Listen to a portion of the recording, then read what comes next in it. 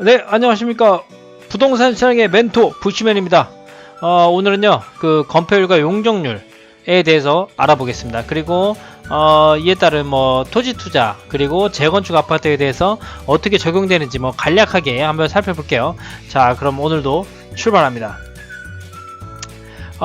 네, 자, 건폐율과 용적률은 그 부동산 투자의 어떻게 보면 기본이에요. 기본이기 때문에 여러분이 이 부분을 꼭 숙지를 하셨으면 좋겠고, 자, 그 쉽게 가볼게요. 그 건폐율이 뭐냐? 건폐율은 그러니까 대지 면적에 대한 건축 면적의 비율이에요. 그러니까 대지에 대한 건축의 비율이니까, 자, 내 토지가 대지가 100평이다.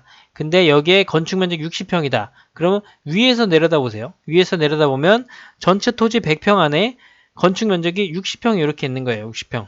그래서 이 건폐율이 높다는 건 땅을 정말 알뜰하게 사용한다는 얘기예요. 자, 그래서 지금 이 60분의 100을 해서 곱하기 100을 하면 이게 60%가 나오죠. 그래서 이게 건폐율인데 건폐율 예를 들어 뭐 90%예요. 그럼 바닥이 요만하겠죠. 그럼 내 땅의 거의 대부분을 건축으로 쓴 거예요. 얼마나 활용도가 높습니까? 네, 이런 토지들이 활용도가 높기 때문에 가격이 훨씬 비쌉니다. 활용도가 낮은 토지에 비해서. 자, 그러면 이 과자의 건폐율은 얼마예요? 한 5% 정도, 5% 정도 나올까요? 이 전체 과자의 바닥 면적 안에 실제 과자가 들어있는 요만큼이죠. 요거 한 5%? 10% 정도? 네, 됩니다. 이 건폐율을 이렇게 알아봤고요. 자, 용적률이 뭐냐? 용적률은 대지 면적에 대한 연면적의 비율이다. 연면적은 바닥 면적의 합계다. 좀 말이 어려운데, 자, 용적은 얼마나 위로 쌓았냐거든요. 자, 쉽게 설명해 볼게요. 대지 면적이 100평이고, 내가 건축 면적이 60평입니다. 그리고 층은 한 개 층이에요. 그러면 이 건폐율이 얼마입니까? 건폐율은 60%죠. 60%고, 여기서 바닥 면적이 60%예요. 60평이에요. 바닥 면적의 합이니까, 바닥 면적이 60평에 한 개 층밖에 없으니까 60평이죠. 그러면 용적률은 60%입니다. 바닥 면적의 합이 60이고, 이거를 대지 면적에 대한 비율이니까 대지 면적으로 나누는 거죠. 곱하기 100. 이렇게 되죠. 자, 그러면은 층이 두 개예요. 층이 두 개면 대지가 100평에 건축 면적 60평 곱하기 두 개니까 자, 바닥 면적의 합이죠. 그럼 바닥이 지금 몇 개예요? 바닥이 두 개잖아요. 하나, 둘. 그럼 바닥 면적이 120평이 되는 거예요. 60평 곱하기 2. 그럼 용적률은 120%. 자, 층이 세 개다. 층이 세 개면 바닥이 하나, 둘, 세 개. 60평의 바닥이 세 개니까 총 180이고 용적률은 180%. 이해하셨죠? 자, 쉐보레 말리부죠. 제가 이 광고를 보고 용적률이 정말 어마어마하구나 이런 생각을 했어요. 예를 들어 요게 바닥이라고 하면 1층을 지금 주차장으로 빼고 2, 3, 4층을 5층을 100%로 찾아 먹었죠. 네, 엄청난 용적률입니다. 이렇게 해서 용적률은 이렇게 내 토지 안에서 위로 얼마나 쌓았느냐 요거를 확인하는 겁니다. 그래서 이걸 왜 알아야 되냐? 그래서 토지 투자에서는요, 건폐율과 용적률이 토지 가격이 천지 차이예요, 천지 차이. 그리고 용도 구역이 아니고 용도 지역입니다, 지역. 네, 잘못 썼네요. 용도 지역이 건폐율과 용적률을 법적으로 제한을 해놨어요. 그래서 요거는 각 용도 지역별 건폐율과 용적률을 나라에서 정해놓은 겁니다. 그래서 이 지역이 뭐 주거지역, 상업지역, 공업지역 뭐 여러 개 나눠 있는데 내가 있는 곳이 뭐 예를 들어 이종 전용 주거지역이다. 그러면 건폐율 50%에 용적률 100에서 150%뭐 이런 제한들이 있는 거예요. 그래서 토지를 투자하실 때는 내가 산 땅을 매도할 때 내가 여기를 집 짓고 살 수도 있겠지만 보통 개인 투자자들은 매도할 거잖아요. 시세 차익이 나면 이 땅에 무엇을 지을지를 고려해야 돼요. 그래서 다가구를 지을 거냐, 점포택지나 혹은 단독주택 아니면 도로변에 음식점을 지을 건지를 감안을 하고 평수를 계산해서 사야 됩니다. 그리고 아파트 투자는 재건축 아파트에 대해서는 용적률이 굉장히 중요합니다. 네, 요거는 일단 뒤에 가서 다룰게요. 네, 건폐율도 중요하긴 한데 용적률이 사실 더 중요한 요소예요. 자, 그럼 용도 지역별 건폐율과 용적률을 살짝 알아볼 텐데 일종 전용 주거 지역은 50%에서 건폐율 50%, 용적률 50에서 100%예요. 그래서 건축 면적 50평 정도 지을 수 있고 2종 일반 주거 지역은 60%. 자, 그럼 준주거 지역 같은 경우는 70%. 70평이죠. 준주거 지역은 70%예요. 준주거 지역은 이제 상업 지역과 주거 지역이 혼재되어 있는 약간 이 중간 정도를 준주거 지역이라고 합니다. 보통 이제 저희 흔히 주상복합이라고 부르죠. 그래서 주상복합들을 보면 대부분 어때요? 층수가 굉장히 높죠. 층수가 높다는 건 용적률이 크다는 얘기고, 용적률이 크다는 걸 보니까 200에서 500%. 그렇죠? 일반 저희 아파트가 보통 2종 일반에서 3종 일반 주거 지역이에요. 여기 일반 아파트가. 근데 오피스텔, 그 주상복합 같은 경우는 200에서 500%니까 더 높게 지을 수 있는 거예요, 법적으로. 그리고 중심상업지역 같은 경우는 지금 90%에 1500%까지 돼요. 그러니까 땅이 100평인데 90평을 지을 수 있는 거야. 이거 엄청난 거 아니에요? 그리고 용적률도 1500이래. 엄청나게 올라가죠. 제2롯데월드, 제2롯데타워. 혹은 이제 명동 거리 같은 거, 뭐 그런 거에 그 옛날 상점들은 건폐율 100%짜리도 있습니다. 네, 그냥 건물이 붙어 있어요.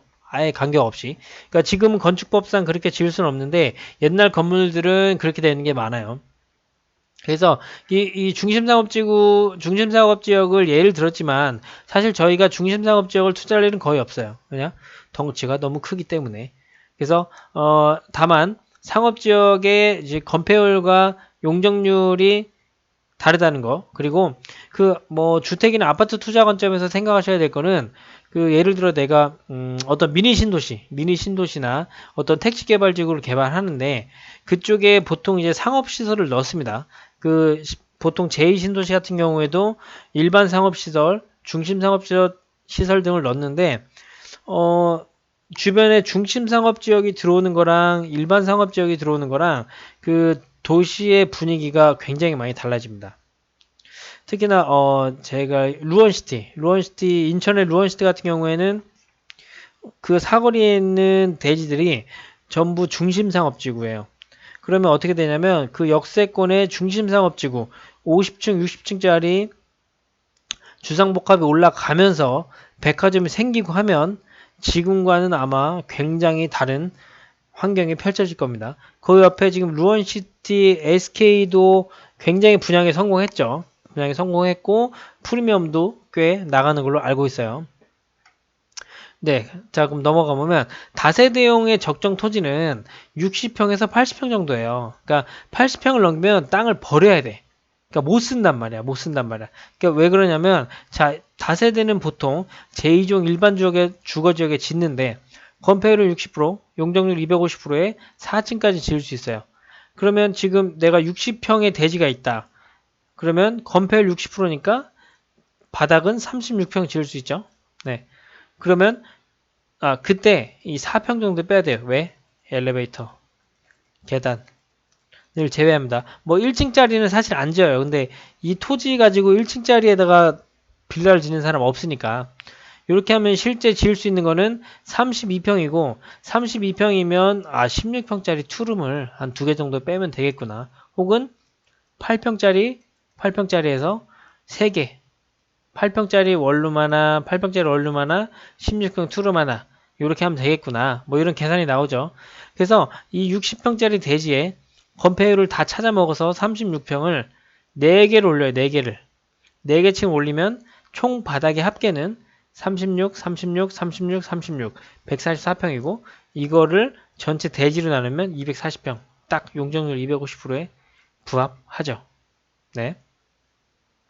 그래서 다세대 적정 토지는 아까 이제 60에서 80이라고 말씀드렸는데 예를 들어 40평이라고 하면 건폐율 60% 하면 24평이죠.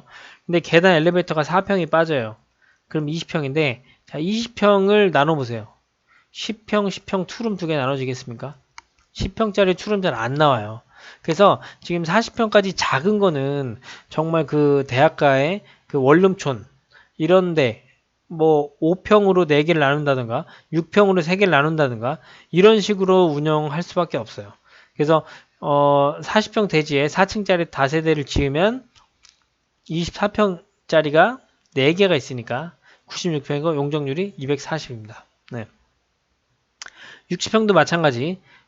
건폐율 60에 계단 엘리베이터 4층 빼고 4층 연면적 지으면 240%, 80평도 240%. 자, 100평도 240%. 근데 100평, 80평까지만 되고 나머지는 버린다고 했는데 지금 어차피 100평도 건폐율 60%에 용적률 240%를 딱 맞지 않느냐라고 할 수 있어요. 근데 다세대 최대 건축 면적은 200평이에요. 그러면 지금 연면적 200%니까 연면적 240이면 40평이 오버했죠. 40평을 빼야 됩니다. 40평은 못 쓰는 땅이에요. 그래서 다세대용 토지를 투자하실 때 어떤 땅이 나왔는데 이 위치가 정말 다세대 빌라 같은 거 지면 잘 되겠다 싶을 때는 그 토지를 생각해 보셔야 되고 그 토지가 80평이 넘으면 안 됩니다. 단 이거는 2종 일반 주거지역일 때 죄송합니다. 2종 일반 주거지역일 때예요. 그래서 이 지역을 확인하고 보통은 2종 일반 주거지역에 다세대를 많이 투자하고 많이 지으니까 80평이 넘는 건 한 번 더 생각을 해봐야 된다. 버리는 땅이 생길 수 있다. 이 점을 꼭 명심해 주세요. 그럼 이제 아파트인데 아파트 용적률은 왜 중요하냐? 예를 들어 지금 1000평의 대지에 자 33평짜리 가구가 5개가 있어요. 33평짜리 가구가 5개가 있다. 그럼 연면적 얼마죠? 33평 바닥이 5개 있고 이게 동이 하나, 둘, 셋, 넷, 다 6개. 6동이죠? 그럼 990이에요. 990. 그쵸? 990이면 이 990을 1000평 대지로 나눈 비율 99%. 그래서 용적률이 지금 요 A 케이스 같은 경우에 요 A 케이스라고 하죠. A 케이스는 용적률이 99%다. 그럼 총 가구 수는 몇 가구예요? 30가구가 있다. 왜냐면 5개 층에 6개 동 33평 한 가구씩 있다고 가정했을 때 그럼 요 B 케이스를 보세요. B 케이스를 자 12층짜리 아파트인데 33평 똑같은 33평 아파트에 12층이고 6개 동이 있어요. 그러면 연면적의 합계는 238이죠. 238을 바닥 면적으로 나눈 비율이 238%. 이게 용적률이잖아요. 그래서 현재 총 가구 수가 얼마? 72가구. 12층에 6개 동. 그쵸? 그럼 둘 간의 차이는 지금 이 지어진 아파트, 옛날 오래된 아파트를 밖에서 보기에 얘는 이제 5층짜리 되게 짤뚱한 아파트고 얘는 12층짜리 높은 아파트예요. 근데 가구 수는 30가구밖에 없을 거고 여긴 72가구인데 딱 봤을 때 용적률이 99%고 여기는 238%다. 그러면 이쪽이 굉장한 투자 가치가 있는 거예요. 네, 재건축할 때. 왜 그러냐면 자, 이걸 재건축, 재개발을 한다고 치면 자, 보세요. 용적률 99%의 33가구의 아파트랑 238%의 72가구 아파트를 재건축한다고 했을 때 자, 보통 아파트는 2종 일반 주거지역, 뭐 3종 일반 주거지역 이런 준주거지역에 지어지는데 자, 그럼 보세요. 여긴 똑같은 2종 일반 주거지역이라고 가정하면 건폐율과 용적률이 같은 걸 적용받아요. 그쵸? 그럼 무슨 얘기냐면, 자, 99%의 33가구를 재건축하면 건폐율 60%에 용적률 250%를 다 찾아 먹을 거잖아요. 그래서 99%가 250%가 되죠. 그럼 건설사 입장에서는 총 72가구라고 그냥 칠게요. 그러니까 용적률이 250% 정도 먹으려면 지금 72가구 났을 때 238%니까 한 72가구 정도 지을 수 있는 땅이 되는 거예요. 그러면 기존에 33가구가 있었죠. 33가구. 그러면 72가구를 지을 수 있고 33가구를 빼면 얼마예요? 39가 나오죠. 그러면은 일반 분양으로 39가구를 일반 분양할 수 있는 거예요. 그럼 이제 건설사가 돈을 버는 거는 이쪽이 조합원 아파트가 아니에요. 조합원은 기존에 살던 사람들이고 그 사람들의 집을 담보로 해서 재건축을 하지만 건설사가 결국 돈을 버는 거는 이거를 비싼 가격에 분양해서 일반 소비자한테 파는 게 돈이 되거든요. 근데 그래서 일반 가구가 39가구 나오니까 용적률이 낮은 놈은 재건축을 해도 어떻게 된다? 사업성이 있다라고 되는 거고 자 이쪽 아파트는 현재 용적률이 238%예요. 238%. 근데 조합원이 72가구야. 근데 용적률이 얼마? 250%죠. 그럼 230%에서 250%로 되면 일반 가구가 대충 한 가구 정도 나올 거예요. 그럼 뭐예요? 내가 조합원 때문에 아파트 지어준 거죠. 이런 것들은 사업성이 떨어져요.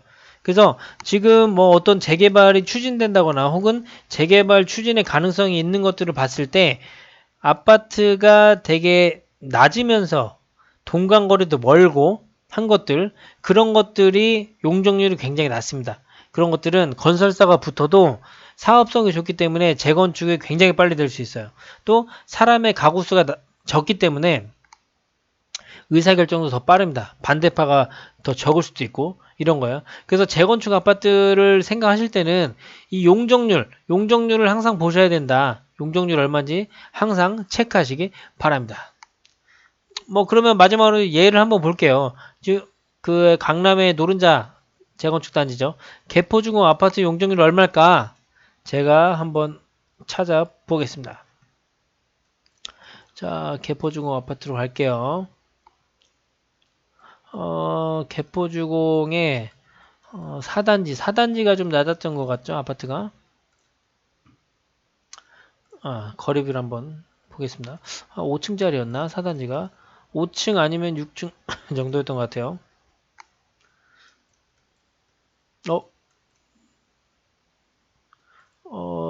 최신 말고.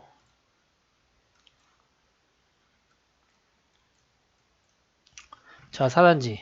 하나, 둘, 셋, 넷, 다섯 개 층이었죠? 예. 5개 층이니까 용적률이 얼마나 되겠습니까? 끼케 100%가 넘지 않아요. 이거를 단지 정보로 어떻게 볼 수 있을 텐데, 잠시만요. 단지 정보. 자, 개포주공 4단지 아파트. 자, 용적률 얼마예요? 80%. 근데 개포주공 4단지, 지금 개포동 같은 경우는 용적률이 250%예요. 법적 제한이. 그럼 지금 80%를 부셔서 250%를 만들면 어떻게 됩니까? 조합원을 다 죽어도 일반 분양할 수 있는 게 조합원의 2배 가까이 나올 거예요. 그러니까 이런 것들은 그 건설사들이 달라붙기가 쉬워요. 왜냐면 돈이 되거든. 근데 뭐 괜히 뭐 용적률 막 300, 250% 있는 것들을 다시 부셔서 짓는다. 이런 것들은 정말 사업성도 어렵고 약간 공익성 위주죠. 뭐 그렇게 생각하시면 돼요. 그래서 여러분들이 그 나중에 이제 어떤 재개발이나 재건축이 될 만한 아파트 혹은 지금 슬슬 진행되고 있는 아파트를 보면 이 용적률을 한번 확인해 보시고 용적률이 낮으면 사업 진행이 잘 되겠구나. 사업자 선정에 어려움이 없겠구나. 이런 걸 꼭 생각하시기 바랍니다. 네, 오늘은 그 건폐율과 용적률에 대해서 알아봤고요. 일단 부동산 투자의 기본이니까 간단하게 숙지하시고 뭐 토지 투자에도 뭐 사실 토지 투자에 굉장히 중요한 부분이에요. 그래서 이 부분을 알아두면 앞으로 부동산 투자하시는데 좋은 밑바탕이 되지 않을까 싶습니다. 자, 그럼 오늘 여기까지 건폐율과 용적률에 대해 알아봤습니다. 부시맨이었습니다.